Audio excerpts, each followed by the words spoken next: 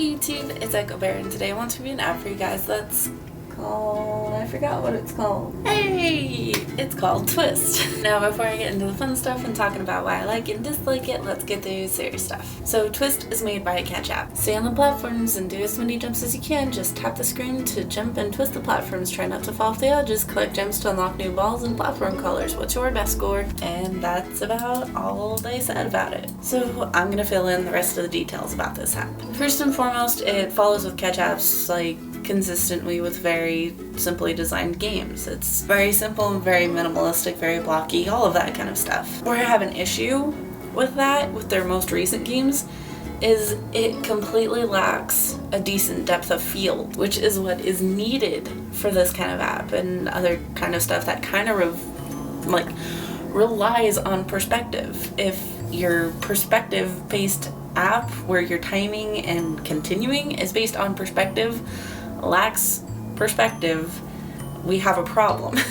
Now, other than the fact that it does look really good and sounds fairly decent, it lacks perspective, which makes it really hard to play. With these kinds of apps that rely on speed and timing, having it accurately be perceived in your brain, like your brain pan, is really crucial to continuing with the game and having fun with it. Now, I've played a lot of games that are really similar to this, and it's really not that hard to do this kind of stuff. I've seen it done really effectively in about 5 other types of games. Even old Flash games from back when I was in high school had this, down.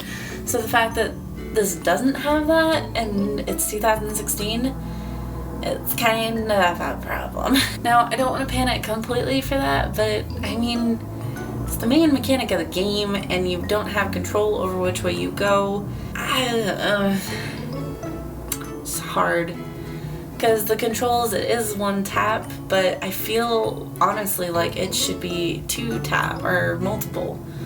Because literally you're moving in different directions, but you're just tapping, which doesn't make a lot of sense to move in a different direction for the same action. I get it when it's just an up and down motion, but when it's left and right, I want to be able to control my left and right because that process is better in your brain. For all of this game's downfalls and kind of gameplay, I'm gonna give it about a 2 out of 10. As always, don't take my word for it, go out and try it yourself, but I wouldn't waste my time with this one.